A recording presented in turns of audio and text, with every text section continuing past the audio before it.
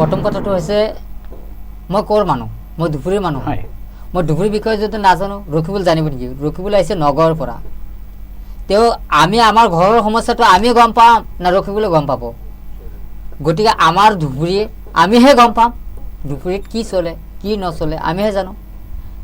ৰকিবুল আহিছে খেলাৰ অধীনতে ইমান তলত নামি গৈছে গতিকে আপোনালোকে দেখাই পাইছে ইমান তবকা কৰি থাকক ধুবুৰীতে 100% কাৰো বাফেৰ দম নাই কাৰো হিম্মত নাই মই চেলেঞ্জ আকাৰত কম কাৰণ মই কেণ্ডিডেট মইতো ক'ব পাৰোঁ মইতো জিকিম কিন্তু সঁচা কথাটো ক'ব লাগিব ন যে কোনে জিকিব যেনে 500 ভোট সেইটোও ক'ব যে জিকি আহি গতিকে ধুবুৰীত আজমলৰ বাহিৰত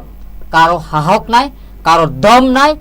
এইবাৰ আজমলক হৰুৱাবলৈ কাৰণ আজমল থাকি আছে আৰু আজমল থাকিবই কাৰণ আজমল জিকিব কাৰণ ধুবুৰীৰ ৰাজনীতিটো বেলেগ সাংঘাতিক এটা ৰাজনীতি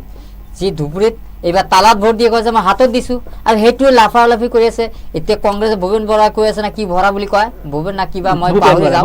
মই নাজানো কি ভৰা বুলি আমি তেওঁলোকক কওঁ যে তেওঁলোকে কৈছে ৰকিবুল হাৰিলে আমি পদত্যাগ কৰিম গতিকে আমি এতিয়া পৰা কৈ থাকোঁ আপোনালোকে ৰেডি হৈ থাকক 4 তাৰিখৰ কাৰণে টানফুলা বান্ধি ৰেডি হৈ থাকক পদত্যাগ কাৰণে হাতত লৈ থাকক 4 তাৰিখত আপোনাৰ ৰিজেক্ট হ'ব